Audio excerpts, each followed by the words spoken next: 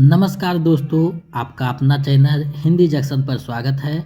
मैं परवेश कुमार सिन्हा आज आप लोगों के बीच पुनः उपस्थित हुआ हूं एक और महत्वपूर्ण वीडियो लेकर। तो आप लोग ज़्यादा से ज़्यादा वीडियो को शेयर करें।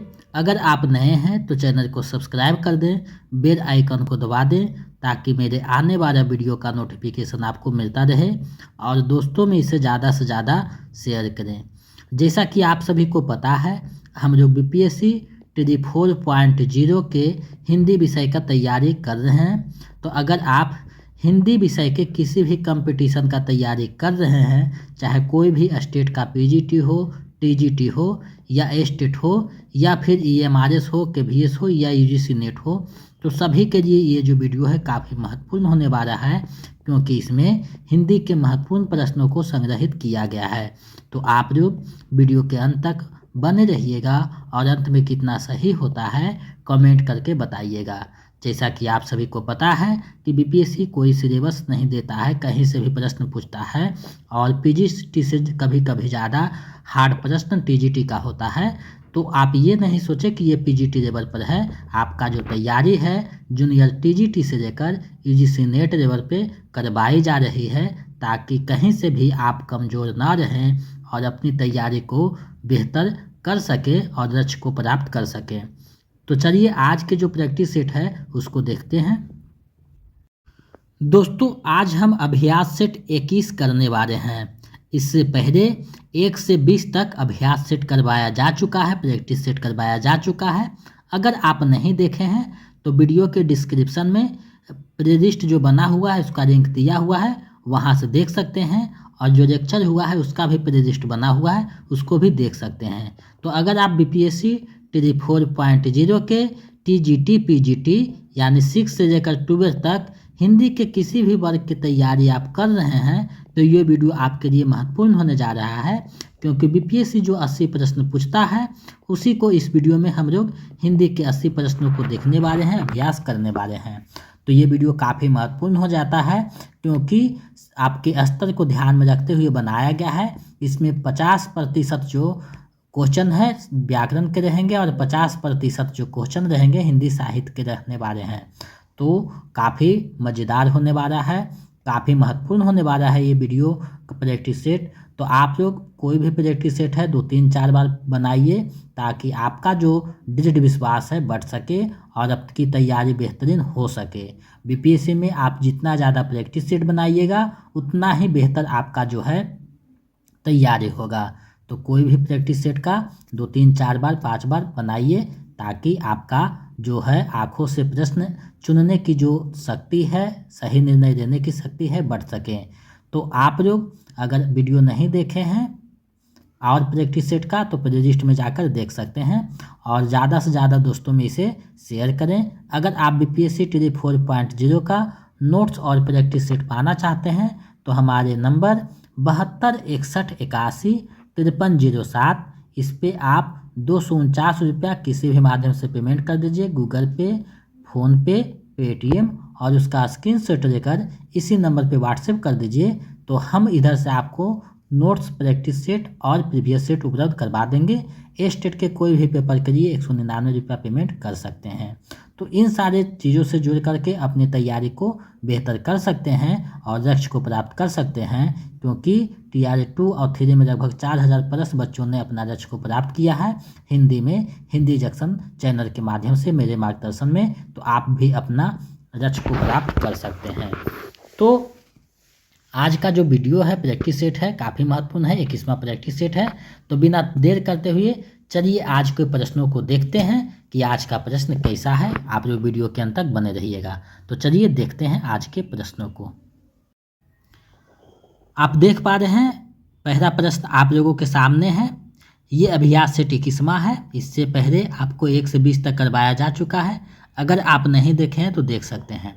तो आप लोगों के समक्ष जो है पहला प्रश्न प्रस्तुत किया गया है। 5 विकल्प रहते हैं बीपीएससी में, तो उसी के अनुसार जो है 5 विकल्प बनाया गया है। तो 5 विकल्प में सही विकल्प आपको चुनना है।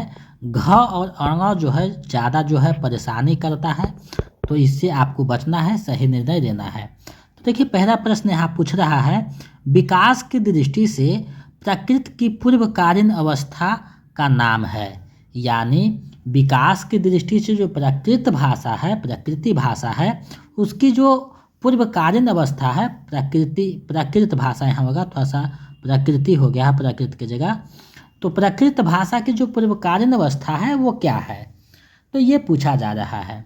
तो अगर आप भाषा का विकास पढ़े होंगे तो संस्कृत, पाली, प्राकृत, अपभ्रंश, अपभट्ट, इस तरीका से जो है प्रक्रिया चलता है। तो इसके ठीक पहले जो है पाली भाषा आता है, यानी विकल्प क आपका सही आंसर हो जाएगा। तो इसी तरीका से वहाँ भी है जो है आपको प्रश्न देखने को मिलेंगे। तो अच्छे से निर्णय लेकर चीज़ें को बनाना है और अपना जो है पक्का रिजल्ट करना है। आगे बढ़ते हैं। इनमें से किसको संविधान की 8वीं अनुसूची में सम्मिलित नहीं किया गया है, यानी कि वो कौन सी भाषा है जिसको संविधान की 8वीं अनुसूची में सम्मिलित नहीं किया गया है। तो देखिए शामिल करने की जो बात है, नहीं किया गया है, तो देखिए डोंगरी को भी किया गया है, असमिया को भी किया गया है, लेकिन ब्रज भाषा को नहीं किया गया है। तो विकल्प ख इसका सही आंसर हो जाएगा। आगे बढ़ते हैं, अगले प्रश्न को देखते हैं। निम्नलिखित में कौन मनोविश्लेषणवादी कथाकार हैं, यानी मनोविश्लेषणवादी कथाकार कौन है वो आपको बतानी है। तो मनोविश्लेषण का जहाँ भी चर्चा आएगा तो जैनेन्द्र कुमार, ईराचंद्र जोशी और अज्ञेय, तीनों का नाम जो है प्रमुखता से दिया जाता है। तीनों के जब आप कथा पढ़िएगा, कथा साहित्य पढ़िएगा, तो आपको मनोविश्लेषणात्मक जो है मिल जाएगा। तो ये जो है विकल्प घ सही हो जाएगा, उपयुक्त में से एक से अधिक। तो इस तरीका के भी प्रश्न आपको पूछे जाते हैं, यानी एक से अधिक जब भी सही हुआ तो उपयुक्त में से एक से अधिक बारे हो जाता है। यानी विकल्प क और ख दोनों लग रहा है तो घ पे आप चले जाइए, क्योंकि ये दोनों जो विकल्प है बहुत फंसाने के लिए बनाया गया होता है। आगे बढ़ते हैं। इनमें कौन सा काव्य रामकथा पर आधारित है, तो रामकथा पे कौन सा काव्य आधारित है आपको बताना है। तो रामकथा पे जो लिखा गया है भूमिजा लिखा गया है, विकल्प ख जो है सही हो जाएगा। इसमें जो है भूमिजा यानी सीता को भूमिजा नाम दिया गया है, विकल्प ख सही हो जाएगा। चलिए आगे बढ़ते हैं, अगले प्रश्न को देखते हैं। ज़्यादा डिटेल में पढ़ना है तो आप काव्य जो है पढ़ सकते हैं, द्विवेदी युग में ये मिल जाएगा। नाटक को पंचम वेद किसने कहा, यानी नाटक को जो है पंचम वेद कहने वाले कौन हैं। तो नाटक को पंचम वेद जो नाम दिए हैं भरत मुनि ने दिए हैं, विकल्प ग सही हो जाएगा। इनकी रचना है नाट्यशास्त्र, और उसी में नाटक को ये पंचम वेद मानते हैं। तो विकल्प ग इसका सही आंसर हो जाएगा। आगे बढ़ते हैं। प्रेमचंद के सेवा सदन उपन्यास का उर्दू शीर्षक है, यानी सेवा सदन जो उपन्यास है प्रेमचंद का, उसका उर्दू जो शीर्षक था, यानी उर्दू में किस नाम से प्रकाशित हुआ था वो आपको बताना है। तो सेवा सदन जो उर्दू में प्रकाशित हुआ था तो उसका नाम था बाजार-ए हुस्न, यानी विकल्प क जो है सही हो जाएगा। बाजार-ए-हुस्न नाम से पहले आया था और बाद में हिंदी में सेवा सदन के नाम से प्रकाशित होता है। मुंशी प्रेमचंद की ज़्यादातर रचना पहले उर्दू में आई थी, उसके बाद हिंदी में आई है, ये आपको ध्यान में रखना है। आगे बढ़ते हैं। नाक, भौं, पेट, दांत, मूछ आदि विषयों के निबंधकार हैं, यानी इन सब विषयों पे निबंध लिखने वाले रचनाकार कौन हैं वो आपको बतानी है। तो शरीर के अंगों को निबंध का विषय बनाकर निबंध जो लिखे हैं वो प्रताप नारायण मिश्र जी हैं, यानी विकल्प ख सही हो जाएगा। इन्होंने ही शरीर के जो अंग है उस पे जो है सभी अंगों पे लगभग निबंध लिखे हैं, तो विकल्प ख सही आ जाएगा। इसका जो है इस तरीका से भी प्रश्न पूछा जाता है। आगे बढ़ते हैं। निम्नलिखित कहानियों को उनके रचनाकारों के साथ सही सुमेलित कीजिए, यानी सही सुमेलित करना है कौन सी कहानी किसका है। तो देखिए पाजेब कहानी जो है जैनेन्द्र कुमार का है, ईदगाह मुंशी प्रेमचंद का है, आकाशदीप जो है जयशंकर प्रसाद का है, और विष के दांत नरेंद्र विलोचन शर्मा का है। तो इस प्रकार अगर आप मिलान कीजिएगा तो कथरी यानी विकल्प ख सही हो जाएगा। विकल्प ख इसका सही आंसर हो जाएगा। आकाशदीप जो है आप देख सकते हैं कि यूजीसी नेट के सिलेबस में भी लगा हुआ है। आगे बढ़ते हैं। निम्नलिखित में कौन दलित आत्मकथा है, यानी इनमें से कौन जो है दलित आत्मकथा है वो आपको बताना है। तो दलित आत्मकथा में नागफनी, जूठन, मुर्दहिया तीनों के तीनों जो है दलित आत्मकथा है, जिसमें जूठन बहुत प्रसिद्ध हुआ था, ओम प्रकाश वाल्मीकि का है, मुर्दहिया तुलसीराम का है। तो इस तरीका से जो है ये दोनों ज़्यादा प्रसिद्ध है। तो तीनों के तीनों जो है दलित आत्मकथा है। तो इसका सही आंसर विकल्प घ हो जाएगा, उपयुक्त में से एक से अधिक, क्योंकि तीनों रचनाएं दलित आत्मकथा है। आगे बढ़ते हैं। व्योमकेश दरवेश के रचनाकार हैं। तो कौन है व्योमकेश दरवेश के रचनाकार, वो आपको बताना है। तो व्योमकेश दरवेश के जो रचनाकार हैं विश्वनाथ त्रिपाठी हैं, यानी विकल्प ग इसका सही आंसर हो जाएगा। और ये जो है हजारी प्रसाद द्विवेदी के जीवन पे आधारित है, ये भी आपको ध्यान में रखना है। बहुत ही VVI प्रश्न है, PGT झारखंड में पूछा हुआ है, UGC नेट में पूछा हुआ है। बहुत महत्वपूर्ण ये जो है रचना है, आपको ध्यान में रखना है। ये जीवनी है व्योमकेश दरवेश हजारी प्रसाद द्विवेदी का, और इसको लिखने वाले विश्वनाथ त्रिपाठी हैं। तो विकल्प ग इसका सही आंसर हो जाएगा। आगे बढ़ते हैं। निम्नलिखित काव्य रचनाओं को उनके रचनाकारों से सुमेलित कीजिए। यहाँ देखिए काव्य दिया हुआ है और उसके रचनाकार दिया हुआ है, तो इसको आपको जो है मैच करना है, मिलान करना है। तो देखिए युगबानी जो है सुमित्रा नंदन पंत का है, कुकुरमित्ता सूर्यकांत त्रिपाठी निराला का है, कामायनी जयशंकर प्रसाद का है, गीत फरोश भवानी प्रसाद मिश्र का है। तो अगर आप मिलान कीजिएगा तो आपको समझ में आ रहा होगा विकल्प क जो है सही हो जाएगा, यानी विकल्प क इसका सही आंसर हो जाएगा। तो इस प्रकार से प्रश्न आपको देखने को मिलेंगे एग्जाम में, और UGC नेट में ज़्यादा इस तरीका के प्रश्न देखने को मिलते हैं।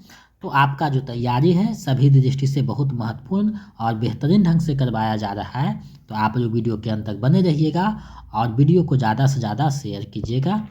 आगे बढ़ते हैं। इनमें से कौन सा कवि तार सप्तक के नहीं हैं, यानी वे कौन से कवि हैं जो तार सप्तक के नहीं हैं। तो तार सप्तक मतलब प्रथम सप्तक का बात कर रहा है, तो रामविलास शर्मा भी हैं, प्रभाकर माचवे भी हैं, धर्मवीर भारती तार सप्तक के नहीं हैं, तो यानी विकल्प ख इसका सही आंसर हो जाएगा। तो अज्ञेय का जो प्रयोगवाद चला था, तो प्रयोगवाद में आपको तार सप्तक के बारे में विस्तृत जानकारी मिल जाएगा। अगर आप नहीं देखें तो वहाँ से जाकर देख सकते हैं एक एक चीज़ों को, क्योंकि हमने बहुत बेहतरीन ढंग से टॉपिक बाई आपका जो है लेक्चर दे दिया है, कुछ बाकी है वो करवाया जाएगा बीच बीच में। तो आप वहाँ से जाकर चीज़ें को देखिए और अपने तैयारी को बेहतरीन ढंग से कीजिए, ताकि कहीं से भी प्रश्न ना छूटे। आगे बढ़ते हैं। निम्नलिखित में कौन सी काव्य अज्ञेय का है, यानी इसमें कौन सा जो काव्य है अज्ञेय का है। तो देखिए पहले मैं सन्नाटा बुनता हूँ, सुनहरे सैवार, ऐसा कोई घर आपने देखा है, यानी तीनों की तीनों रचनाएं जो है अज्ञेय का है। तो इसमें उपयुक्त में से एक से अधिक हो जाएगा, क्योंकि तीनों जब रचनाएं अज्ञेय का है तो उपयुक्त में से एक से अधिक हो जाएगा। अगर नहीं पूछता तो इनमें से कोई नहीं होता, लेकिन यहाँ कौन है पूछा है, तो विकल्प घ सही हो जाएगा। चलिए आगे बढ़ते हैं अगले प्रश्न की तरफ। आप लोग वीडियो को ज़्यादा से ज़्यादा शेयर करें और समय से सभी लोग जुड़ जाइए, क्योंकि आप एक एक प्रश्न जब देखिएगा फर्स्ट बार तो आपका जो है तैयारी का आकलन होता है कि कितना आप सही किए हैं। नई कविता में समग्र मनुष्य की बात ही नहीं कही गई है, वरन मनुष्य के समग्र अनुभवों खंडों को संयोजित किया गया है। उपयुक्त कथन किसका है, ये जो कथन है वो किसका है आपको बताना है। तो ये जो कथन है वो रामस्वरूप चतुर्वेदी जी का है, यानी विकल्प ख इसका सही आंसर हो जाएगा। विकल्प ख यानी रामस्वरूप चतुर्वेदी ही लिखते हैं कि नई कविता में समग्र मनुष्य की बात ही नहीं कही गई, वरन मनुष्य के समग्र अनुभव खंडों को संयोजित किया गया है। तो विकल्प ख इसका सही आंसर हो जाएगा। आगे बढ़ते हैं। निराला के उपन्यास के प्रकाशन का सही अनुक्रम है। तो निराला का जो उपन्यास है उसका प्रकाशन सही अनुक्रम क्या है। तो देखिए सही अनुक्रम अगर हो जाएगा तो इसके लिए आपको याद रखना होगा। तो उपन्यास वाले सेक्शन में निराला के उपन्यास का चर्चा किया गया है। तो इसका सही आंसर विकल्प क होगा। सबसे पहले अप्सरा आएगा, उसके बाद अर्का है, उसके बाद निरुपमा है, उसके बाद प्रभावती है। तो अप्सरा का जो प्रकाशन वर्ष है 1931 है, अर्का का 1933 है, निरुपमा का 36 है और प्रभावती का भी 36 है। तो विकल्प क इसका सही आंसर हो जाएगा। आगे बढ़ते हैं। 16वां प्रश्न हम लोगों के सामने है। नागार्जुन की कविताओं के आधार पर 1940 के बाद के भारतीय समाज की राजनीतिक चेतना का इतिहास लिखा जा सकता है। नागार्जुन संबंधी उक्त कथन किसका है? यानी ये जो कथन है नागार्जुन के संबंध में, ये कथन किसका है आपको बताना है। तो ये जो कथन है मैनेजर पांडे का है। विकल्प ग जो है सही हो जाएगा। मैनेजर पांडे ही नागार्जुन के बारे में ऐसा लिखते हैं। तो विकल्प ग जो है सही हो जाएगा। आगे बढ़ते हैं। आत्माराम की टेंटे निबंध में आत्माराम के प्रतीक हैं। तो आत्माराम के प्रतीक कौन है वो आपको बताना है। तो आत्माराम के जो प्रतीक हैं गोविंद नारायण मिश्र जी हैं, यानी विकल्प जो ग है सही हो जाएगा। और ये जो है बालमुकुंद गुप्त का निबंध है। तो विकल्प ग इसका सही हो जाएगा। आगे बढ़ते हैं। अगले जन्म मोहि बिटिया ना कीजो की लेखिका कौन है? अगले जन्म मोहि बिटिया ना कीजो की लेखिका कौन है आपको बताना है। तो कुरतुद एन हैदर जो है इसके रचनाकार हैं। विकल्प ग सही हो जाएगा। अगले जन्म मोहि बिटिया ना कीजो। आगे बढ़ते हैं। सरहप्पा का संबंध निम्न में से किससे है? यानी निम्नलिखित में से किससे जो है सरहप्पा का संबंध है वो आपको बताना है।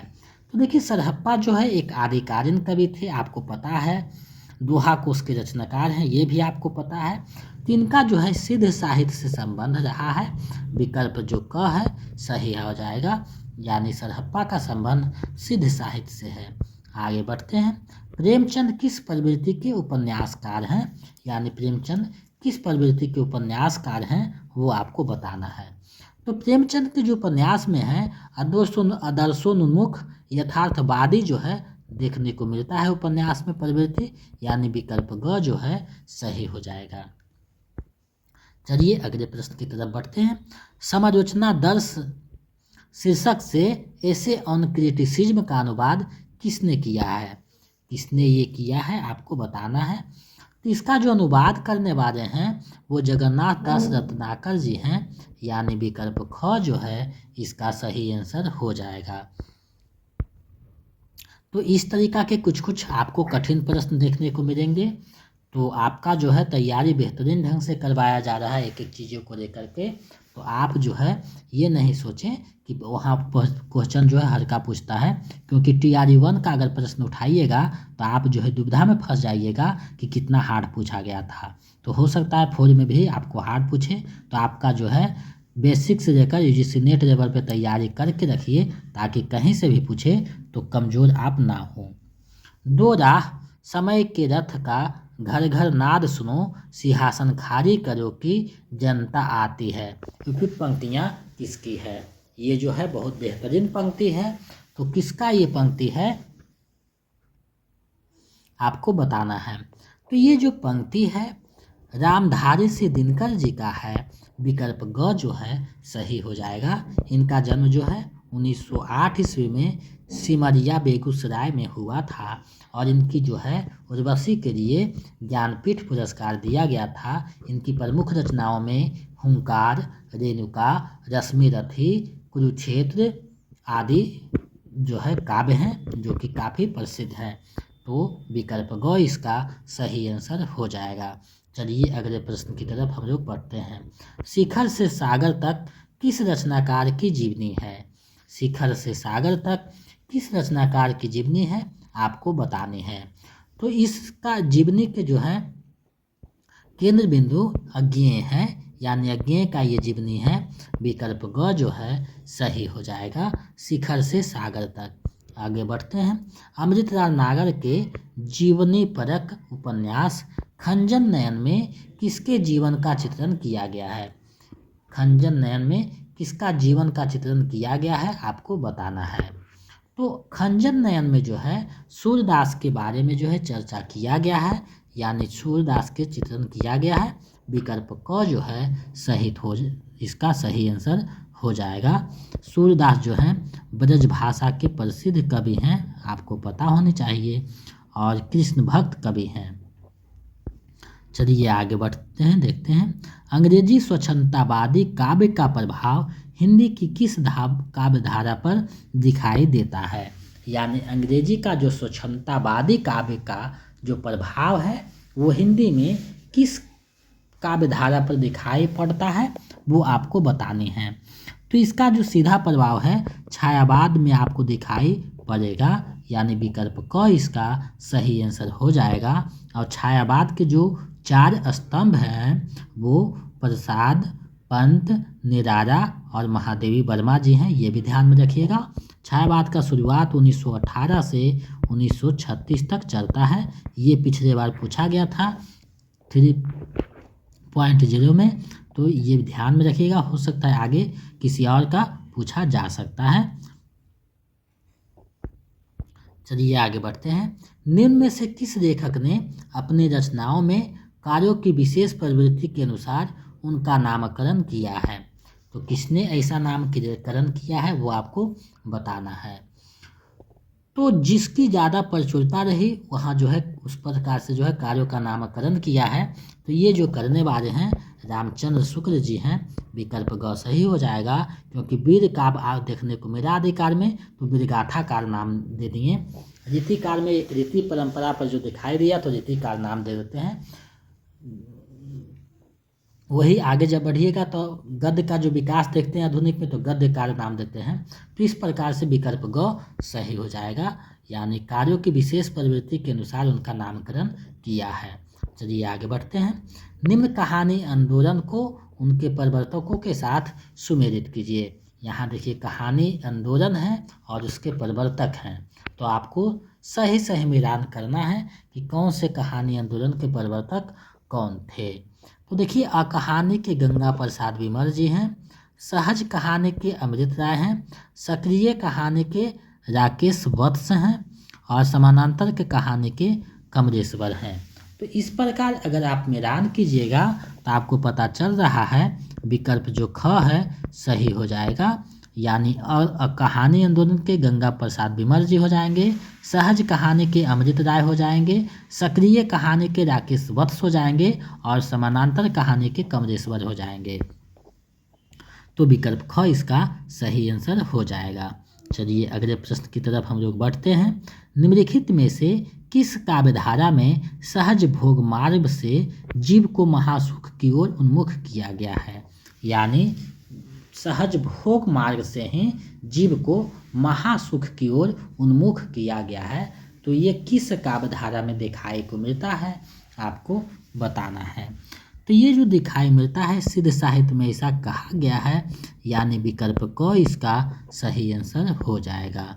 तो इस तरीका के भी प्रश्न देखने को मिलते हैं। यहाँ जो भी प्रश्न है कहीं ना कहीं पूछा हुआ प्रश्न यहाँ पर जो है समाहित किया गया है, ताकि आपका जो तैयारी है बेहतरीन हो सके। आरहा उदर नामक वीर सरदारों की वीरतापूर्ण लड़ाइयों का वर्णन किस ग्रंथ में है। यानी किस ग्रंथ में आरहा उदर नामक जो वीर सरदार हैं उनका जो वीरतापूर्ण लड़ाई है उसका वर्णन किया गया है। तो ये जो वर्णन किया गया है वो परमार रासों में किया गया है, जिसके रचनाकार जगनिक थे। तो विकल्प ख इसका सही आंसर हो जाएगा। अब देखिए खुमान रासो है, तो इसके रचनाकार दरपति विजय हैं, दरपति विजय हैं और विसर देव के नरपति नार हैं।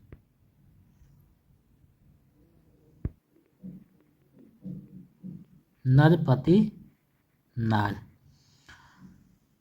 तो ये जो रचना है उसको भी ध्यान में रखिएगा, पूछ दिया जाता है, इसलिए कुछ कुछ चीज़ों को हम बता देते हैं और बाकी ज़्यादा विस्तृत में बताएंगे तो बहुत समय लग जाएगा, जो कि उतना मेरे पास समय नहीं रहता है। तो हम जो है बहुत समय निकाल करके आपके जो है चीज़ें को उपलब्ध करवाते हैं और विस्तृत के लिए 3-4 घंटा समय चाहिए, तो हर एक टॉपिक में आपको विस्तृत ढंग से बताया गया, वहाँ देख सकते हैं। कैमास वध नामक प्रमुख घटना का वर्णन किस ग्रंथ में है, यानी कैमास वध जो है वो किस ग्रंथ में आया है, इस घटना का जो है जिक्र है किस ग्रंथ में हुआ है वो आपको बताना है। तो देखिए कैमास वध जो आया है पृथ्वीराज रासो में आया है, यानी विकल्प ख जो है सही हो जाएगा, जिसके रचनाकार चंद्रवर दाई हैं। और इसमें कुछ जो है कुल जो है 69 समय है, समय को ही कांड इसमें कहा गया। यानी समय मतलब कांड होता है, कांड को ही समय कहा गया है, तो ये ध्यान में रखिएगा। ऊपर बताया गया था विसरदेव रासो के रचनाकार जो हैं नरपतिनार हैं, अपरमार रासो के रचनाकार जो हैं जगनेक है, तो ध्यान में रखिएगा। आगे बढ़ते हैं। कबीर की वाणी का संग्रह बीजक कहलाता है, इसके कितने भाग हैं, यानी बीजक के कितने भाग हैं आपको बताना है। तो देखिए कबीर के जो वाणी का संग्रह है बीजक है, और इसको जो संपादित किया था उसके शिष्य धर्मदास के द्वारा संपादित किया गया था, ये ध्यान में रखिएगा। और इसमें जो है 3 भाग में ये बटा हुआ है, ये भी ध्यान में रखिएगा। और 3 भाग जो है कौन कौन है, तो सखी है, सवद है और रमैनी है। तो ये पूछा जाता है सखी सवद रमैनी 3 भाग में बटा हुआ है, तो बीजक जो है कबीरदास के वाणियों का संग्रह है, तो इसका जो सही आंसर है विकल्प क हो जाएगा। आगे बढ़ते हैं अगले प्रश्न की तरफ। कबीर की भाषा के संदर्भ में कौन सा वाक्य सही है, कबीर के जो भाषा के बारे में यहाँ जो वाक्य लिखा गया है तो कौन सा सही है आपको बताना है। तो देखिए पहला है भाषा में अखरपन है, बिल्कुल सही है। कबीरदास का जब आप दोहा पढ़िएगा तो वहाँ अखरपन दिखाई देगा। कहीं कहीं भाषा गंवारू लगता है, बिल्कुल सही है। कहीं कहीं आप देखिएगा भाषा एकदम ठेठ गंवारू जैसा है। और भाषा में खारापन है, बिल्कुल सही है। कहीं कहीं आपको चुभ जाएगा इनकी भाषा, खारापन है। तो तीनों के तीनों सही हैं, तो इसका सही आंसर उपयुक्त में से एक से अधिक हो जाएगा, यानी विकल्प घ इसका सही आंसर हो जाएगा। आगे बढ़ते हैं अगले प्रश्न को देखते हैं। जायसी कृत पद्मावत के अनुच्छेदों का नाम है, यानी पद्मावत जो है तो उसमें अनुच्छेदों को क्या कहा गया है वो आपको बताना है। तो पद्मावत में जो अनुच्छेद है उसको क्या कहा गया है, तो उसको कहा गया है खंड, यानी जिस प्रकार से पृथ्वीराज रासो में समय है, रामचरितमानस में कांड है, उसी प्रकार से जो है पद्मावत में खंड है।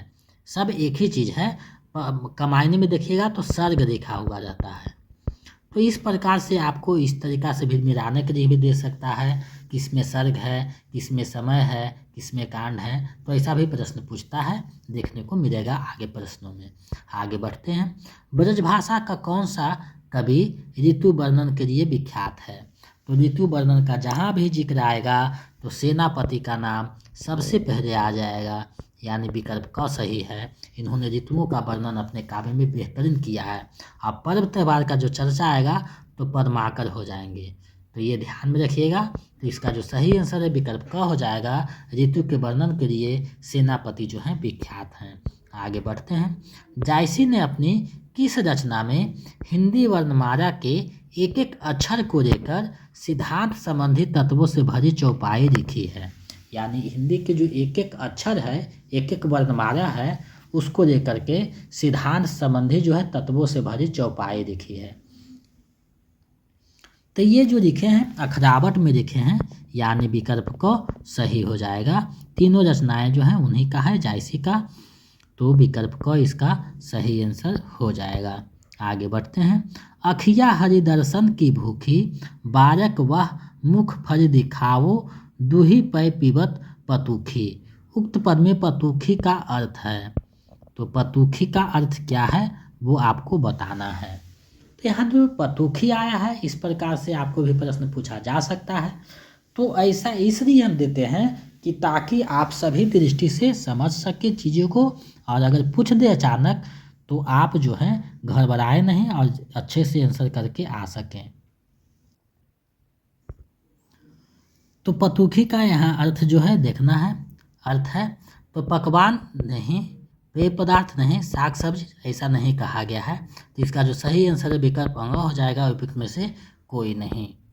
आगे बढ़ते हैं। सूरदास के दृष्टिकूट पद किस काव्य ग्रंथ में संकलित है? तो सूरदास के जो दृष्टिकूट पद हैं, पद जो हैं वो किस काव्य में संकलित है आपको बताना है।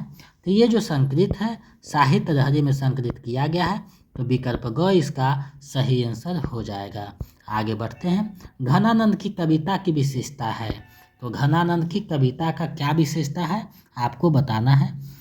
तो घनानंद की कविता में उक्ति वैचित्र्य है, बिल्कुल सही बात है। भाषा की व्यंजकता है, ये भी सही बात है। और इसमें जो है भाषा की दार्शनिकता है, ये भी सही बात है। तो तीनों के तीनों जो है सही इसमें कहा गया है, तो इसका सही आंसर विकल्प घ हो जाएगा, उपयुक्त में से एक से अधिक। आगे बढ़ते हैं। निम्न पात्रों को रचनाओं के साथ सुमेलित कीजिए। यहाँ देखिए पात्र दिया हुआ है, इधर रचना दिया हुआ है, आपको जो है मैच करना है। तो देखिए देवसेना जो है स्कंदगुप्त का पात्र है, कर्नेलिया जो है चंद्रगुप्त का है, मलिका जो है 60 का 1 दिन का है, सावित्री जो है आधे अधूरे का है। तो इस प्रकार अगर आप मिलान कीजिएगा तो आप देख पा रहे हैं कि इसका जो सही आंसर है विकल्प क हो जाएगा, यानी देवसेना स्कंदगुप्त का, कर्नेलिया चंद्रगुप्त का, मलिका आषाढ़ का 1 दिन का और सावित्री आधे अधूरे का। अब आधे अधूरे जो नाटक है मोहन राकेश का है, स्कंदगुप्त जयशंकर प्रसाद का है और चंद्रगुप्त भी जयशंकर प्रसाद का है, और आषाढ़ का 1 दिन जो है मोहन राकेश का है। तो इस प्रकार से विकल्प का इसका सही आंसर हो जाएगा। चलिए आगे बढ़ते हैं। उनकी विरहताप की अतियुक्तियों में दूर की सूझ और नाजुक ख्यारी बहुत कुछ फारसी की शायरी है। शुक्र जी का यह कथन किस कवि के विषय में है? तो ये जो बातें लिखी गई है वो बिहारी लाल के बारे में लिखा गया है, विकल्प जो ख है इसका सही आंसर हो जाएगा। तो हम लोग साहित्य के प्रश्न को अभी देख चुके हैं 40, अब जो है 40 प्रश्न व्याकरण के रहेंगे। तो आपका जो तैयारी है बेहतरीन ढंग से करवाया जा रहा है, आपके स्तर को ध्यान में रखते हुए, क्योंकि आप मेरे साथ जुड़ते हैं तो आपका तैयारी का जिम्मा मेरे ऊपर होता है। तो हम पूरा कोशिश करते हैं कि आप अपने लक्ष्य को प्राप्त कर सकें और अपने जो मन में उत्कंठा है उसको जो है दूर कर सकें। तो यहाँ जो है आपके स्तर को ध्यान में रखते हुए तैयारी करवाई जा रही है, क्योंकि हम जानते हैं कि आपकी सफलता ही हमारी सफलता है। तो आप जब सफल होगा तो हम भी सफल हो जाएंगे, क्योंकि मेरा उद्देश्य ही है आपको सफलता दिलवाना। देखिए यहाँ प्रश्न अब दिया गया है, सिर से पानी गुजर जाना मुहावरे का अर्थ है। तो सिर से पानी गुजर जाना मुहावरे का सही अर्थ है गहरे पानी में स्नान करना, ऐसा नहीं है। अच्छी प्रकार से सिर धोना, ऐसा नहीं है। सहनशीलता की सीमा टूट जाना, हाँ बिल्कुल सही बात है। सिर से पानी गुजर जाना यानी सहनशीलता की सीमा टूट जाना, विकल्प ग इसका सही आंसर हो जाएगा। ग्रस्त का विपरीतार्थक शब्द है, तो ग्रस्त का विपरीतार्थक शब्द क्या हो जाएगा? तो इसका हो जाएगा ग्रस्त मतलब हो जाएगा इसका सही मुक्त, यानी ग्रस्त मतलब होता है ना उसको माने कि बंदी बनाना, तो इसको मुक्त करना।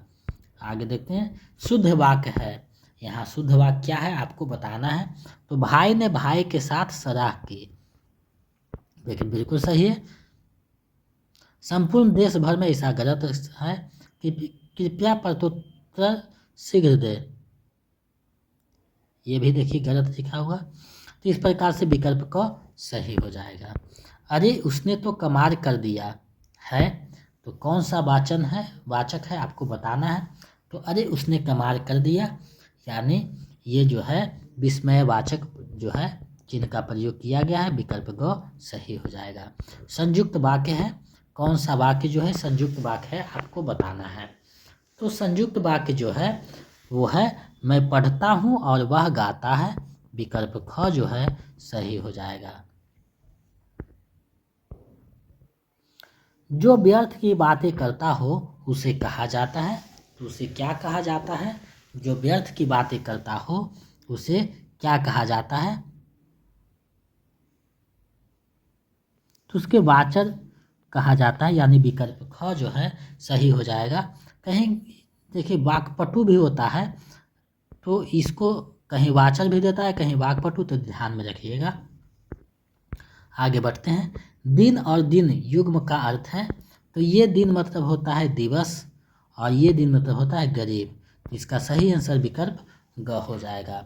तो अगर आप तैयारी कर रहे हैं बीपीएससी का, तो एक व्याकरण का बुक होनी चाहिए जहां ये सब शब्दों को देख सकें, क्योंकि इन सब चीज़ों को नोट्स में बांधना असंभव बात है। इसका क्षेत्र बहुत विशाल है।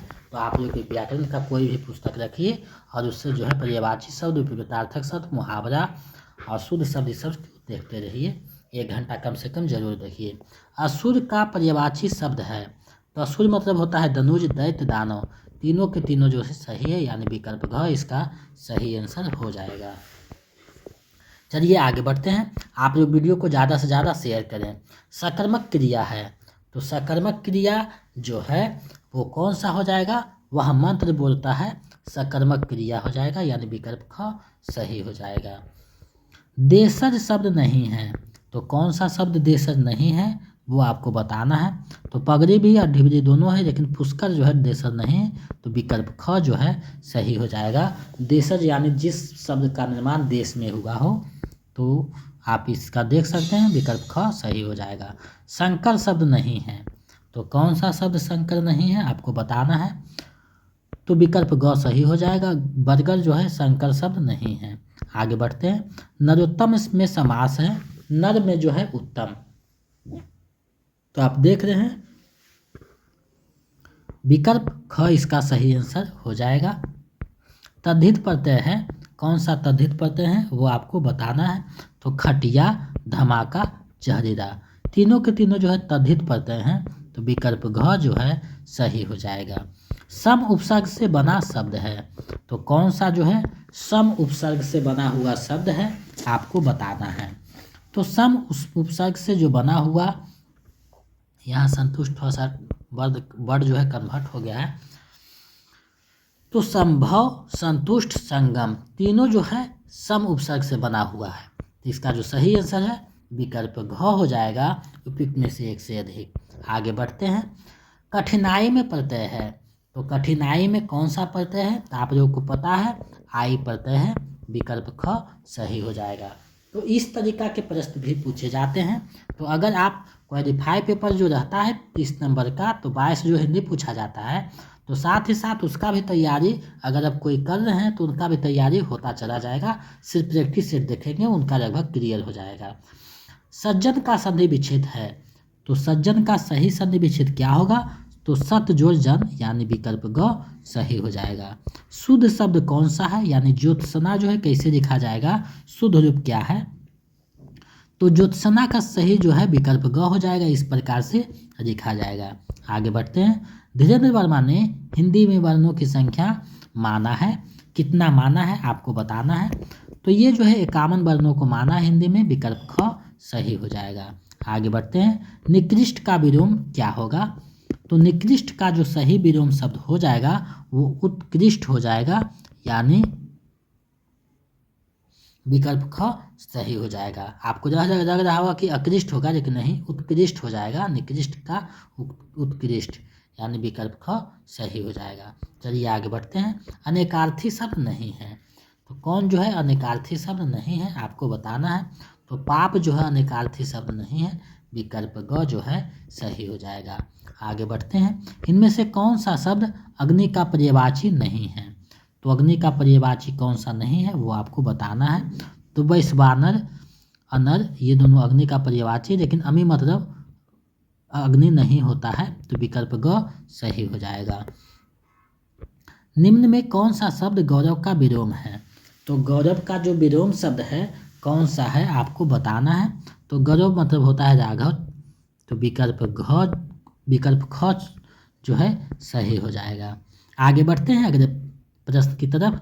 नाक का बार होना मुहावरे का सही अर्थ क्या है, तो नाक का बार होना यानी अधिक प्यारा होना, आप जानते हैं, कहता है नाक का बार यानी बहुत प्यारा होना, विकल्प क सही हो जाएगा। आप लोग वीडियो को ज़्यादा से ज़्यादा शेयर करें ताकि हमें एक मोटिवेशन और ऊर्जा मिलता रहे। निम्नलिखित में कौन सा शब्द तत्सम है, तो तत्सम शब्द यानी जो हूबहू संस्कृत से आ गया है, तो तत्सम वो है, तो प्रकट जो है तत्सम है, यानी पंखा और पंछी जो है तद्भव है, तो विकल्प ख सही हो जाएगा। आगे बढ़ते हैं। किस वाक्य में क्रियाएं सदैव एक वचन, पूरी रिंग तथा अन्य पुरुष में होती है? तो ऐसा किस में होती है? तो भाववाच्य में होता है, यानी विकल्प ग जो है सही हो जाएगा। जो बिना वेतन का कार्य करे उसे क्या कहा जाता है? तो उसे कहा जाता है अवैतनिक, यानी विकल्प ग जो है सही हो जाएगा। जो बिना वेतन का कार्य करे वो अवैतनिक हो जाता है। शुद्ध वाक्य का चयन कीजिए। तो देखिए, मैंने तरह तरह के रेशम के पसंद, ये गलत है। तुम्हारी दृष्टि तुम्हारी पुस्तक, तुम्हारी दृष्टि तुम्हारी पुस्तक, तुम्हारी दृष्टि पुस्तक पर होनी, ये भी गलत है। समाज की वर्तमान दशा चिंताजनक है, बिल्कुल सही है, चिंताजनक है, विकल्प ग सही हो जाएगा। तो ये बारे भी क्वेश्चन देखने को आजकल ज़्यादा मिल रहे हैं। दो समानार्थी शब्दों की पुनरुक्ति के बीच में किस विराम चिन्ह का प्रयोग किया जाता है? तो इसमें किसका प्रयोग किया जाता है? तो हाइफन, यानी ये योजक चिन्ह का प्रयोग किया जाता है, जैसे धीरे धीरे, बीच में हाइफन। तो ये जो है विकल्प का सही हो जाएगा। निम्न में कब उत्प्रेक्षा अलंकार होता है? यहाँ थोड़ा सा टाइपिंग मिस्टेक है। उत्प्रेक्षा अलंकार कब होता है?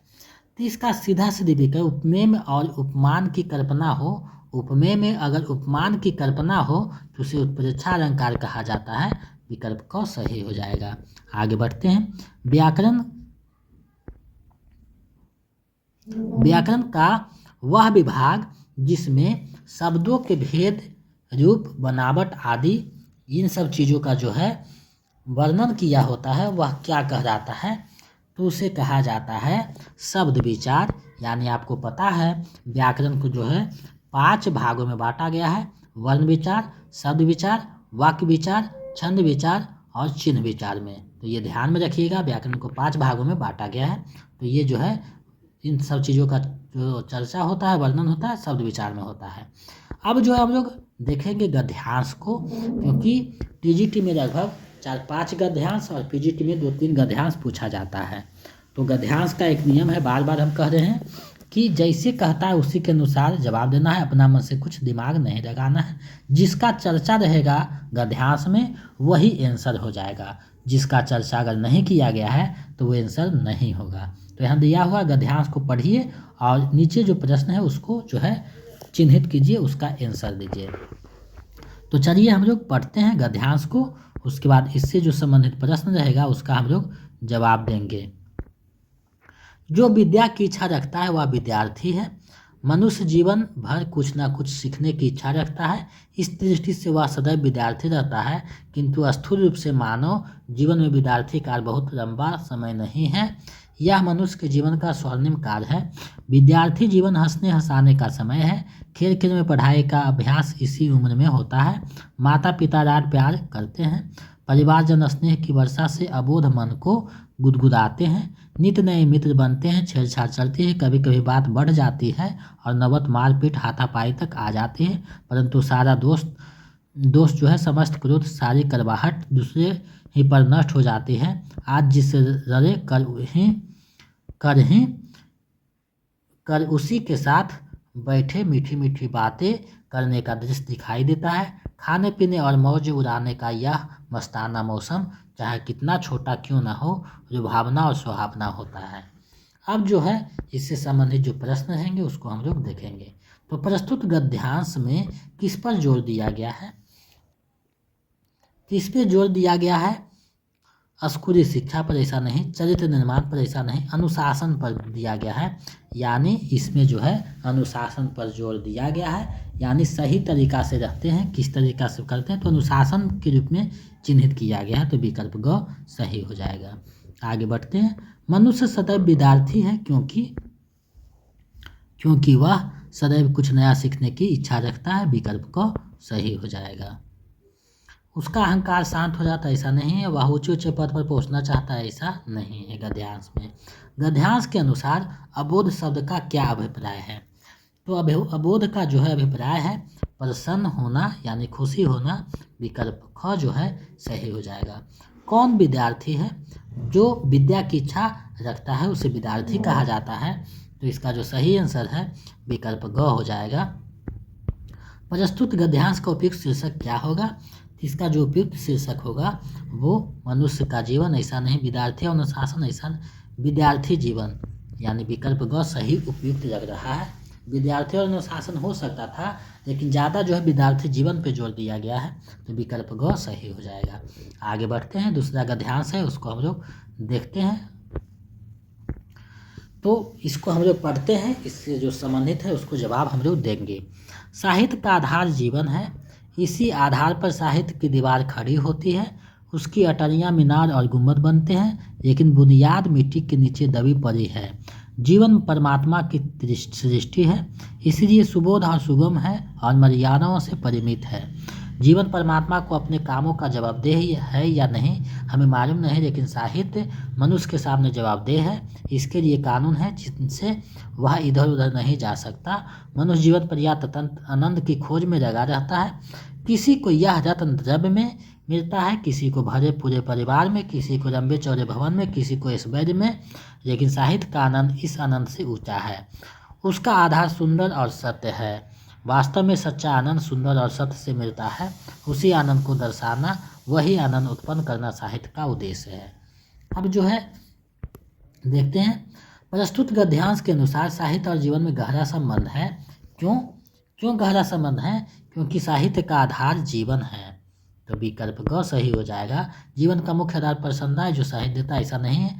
साहित्य जीवन की दृष्टि ऐसा भी नहीं कहा गया है। जैसे कहा गया है वैसा ही आपको जवाब देना है, मिल जाता है। तो मनुष्य की खोज, किसकी खोज में जीवन भर लगा रहता है? तो किसकी खोज में लगा रहता है? तो आनंद की खोज में चर्चा किया गया है, विकल्प ख सही हो जाएगा। साहित्य का प्रमुख उद्देश्य क्या है? तो साहित्य का जो प्रमुख उद्देश्य है आनंद उत्पन्न करना साहित्य का उद्देश्य है, विकल्प क सही हो जाएगा। वास्तव में सच्चा आनंद मिलता है, तो वास्तव में जो सच्चा आनंद मिलता है वो सुंदर व सत्य से मिलता है, यानी विकल्प ग जो है सही हो जाएगा। चलिए इस वीडियो का अंतिम और 80वां प्रश्न देखते हैं क्या कहता है। प्रस्तुत गद्यांश का उपयुक्त शीर्षक है, तो इसका उपयुक्त शीर्षक क्या होगा? साहित्य और अनुशासन नहीं, साहित्य और जीवन, बिल्कुल सही बात है।